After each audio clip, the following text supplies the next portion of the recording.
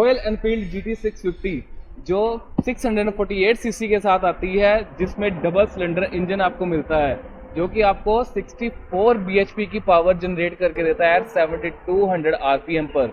और अगर टॉर्क की बात करें तो ये 52 न्यूटन मीटर की टॉर्क जनरेट करके देता है 5200 rpm पर, है ना कूल। दूसरी जो इसकी कूल चीज़ है वो है इसका air and oil cooled engine. 650 CC का इंजन, फिर भी देखो आप एयर एंड ऑयल कूल्ड है, तो बहुत बढ़िया चीज़ है ये। गियर्स की बात करें तो ये 6 स्पीड गियर के साथ आता है और फर्स्ट डाउन एंड 5 अप। पहले 4 गियर जो है वो आपसे बहुत ज़्यादा पावर मांगते हैं, आपको पूरा फील होगा जैसे ये आपको बोल दिया कि मेरे को जितना खींच सकते हो खींचो, पर उसके बाद जो लास्ट वाले 2 गियर है उसमें ये बहुत स्मूथ हो जाती है एकदम। तो हाईवे पर राइड करने के लिए फिर 6 गियर इसका बहुत सही है। बात करें क्लच की तो ये असिस्ट और स्लीपर क्लच के साथ आता है, तो आपके हाथों को ज़्यादा तंगी नहीं होने वाली है। और कंपनी की तरफ से इसकी जो वारंटी है वो 40,000 किलोमीटर तक की है।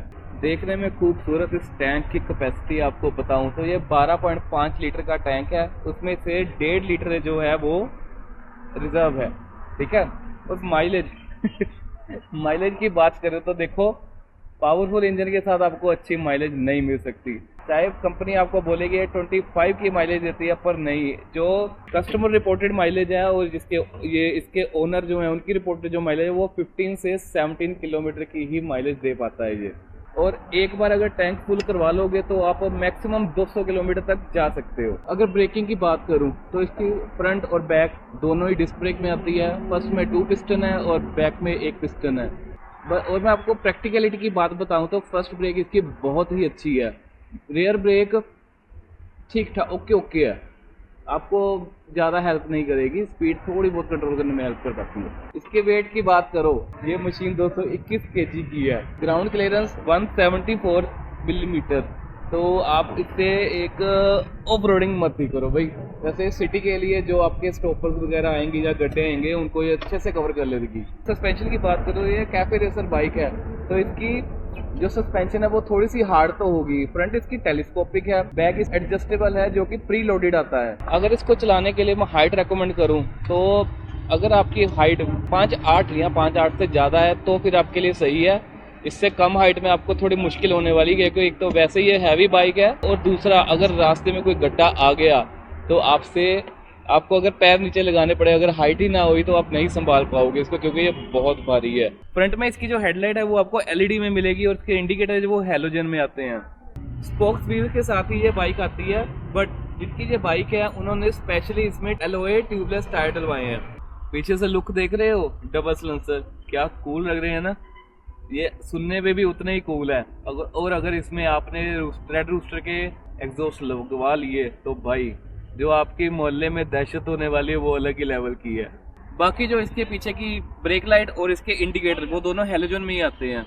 तो मुद्दे की बात पर आते हैं। सबसे पहली चीज़ होती है कंफर्ट। देखो ये है कैफे रेसर बाइक, तो कंफर्ट ज़्यादा क्या मिलेगा ही नहीं। ये प्रॉपर इंजॉयमेंट के लिए बनी है बाइक, रेसिंग के लिए बनी है, कॉर्नरिंग के लिए बनी है, और इसको आप साफ रोड पर ही चला पाओगे। बाकी हाँ, अगर हाईवे राइड की बात करूं तो हाईवे पर ये बहुत परफेक्टली चलती है, और बाकी जो छोटे मोटे गड्ढे या बम्प्स आएंगे तो उसको ये अच्छे से हैंडल कर लेते हैं। इसकी सस्पेंशन उसके अकॉर्डिंगली बहुत अच्छी है। सिटी राइड देखो, सिटी राइड इससे कर तो सकते हो, बहुत खूबसूरत लगती है देखने में, बहुत अट्रैक्टिव है, ऊपर बंदा बैठता तो वो अलग ही लेवल का लगता है, ठीक है। बट अगर हम सिटी राइडिंग को देखें तो ये सिटी में चलाने के लिए नहीं है। उसका reason first of all power बहुत है इसमें, बहुत ज़्यादा पावर है इसमें। तो अगर आप एक बिगिनर हो और अगर आपने कोई गलती कर दी तो आप सोच लो क्या होगा। और दूसरी चीज़, इसका टर्निंग रेडियस कम है, क्योंकि ये कैफे रेसिंग बाइक है। रेसिंग बाइक का टर्निंग रेडियस ऑल्दो कम ही होता है, तो आपको एक बार टर्न लेने के लिए 2-3 बार आगे पीछे होना ही पड़ेगा। और सिटी में ना चलाने का एक रीज़न और भी है, इसका इंजन बहुत हीट होता है। आपको आपके लेग एरिया पर नीचे सारी बहुत ज़्यादा हीट महसूस होगी। और हाथ देख लो भैया, अगर अपने फ्यूचर में बच्चों की थोड़ी बहुत टेंशन है तो इसको ज़्यादा देर सिटी में मत चलाना। बाकी इससे ऑफ रोडिंग की ट्राई तो मत करना, आपकी कमर की पूरी बैंड बजने वाली है। और अगर कोई पीछे बंदा बैठा हुआ, वो ऑफ रोडिंग तो छोड़ो, वो तो सीधे रास्ते पे भी सही तरह से नहीं बैठ पाएगा, उसकी तब भी कमर की बैंड बज जाएगी। एक बार मीटर देख लो इसका, मुझे ये चीज़ बहुत अच्छी लगती है। तो एट लास्ट आपको ये बाइक लेनी चाहिए कि नहीं लेनी चाहिए? अगर तो तुम्हें चाहिए कि तुम्हारा दबदबा हो और तुम्हें सब आते जाते देखें और एक अलग ही पहचान बने तुम्हारी, और रेसिंग करना चाहते हो और चाहते हो कि तुम सबको पीछे छोड़कर आगे चले जाओ, तो ये बहुत ही अच्छी बाइक है उसके लिए। बाकी अगर तुम सोचते हो कि इस पर कंफर्ट ढूंढ लोगे, फैमिली को बिठाकर कहीं पर घूमने चले जाओगे, तो भाई ऐसी बेवकूफ़ी मत करना।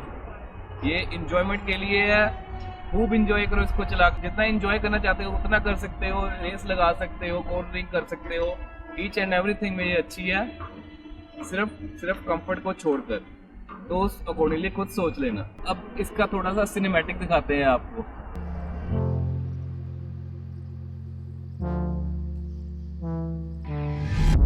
Blame it on me. You're just too scared to be lonely. No one's safe from the reaper. Not a saint nor a sinner. Rage under my skin, slowly descending to madness. Let it spread like a virus.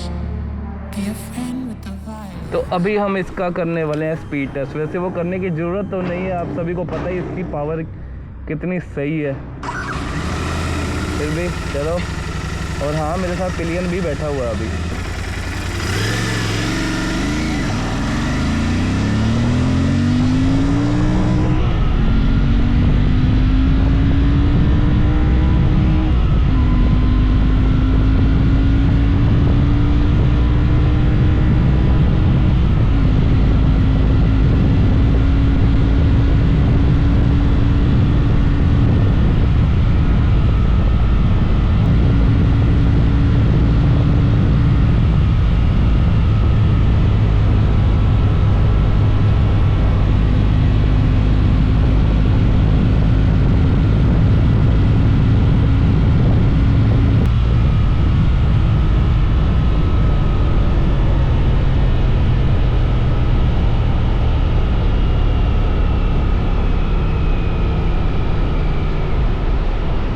Testing बस वैसे दिखाने के लिए कि power कितनी जल्दी generate करती है। बाकी आप खुद ऐसी चीज़ें मत ट्राई करना जब तक आपको इन चीज़ों का एक्सपीरियंस अच्छे से ना हो पाए, ठीक है?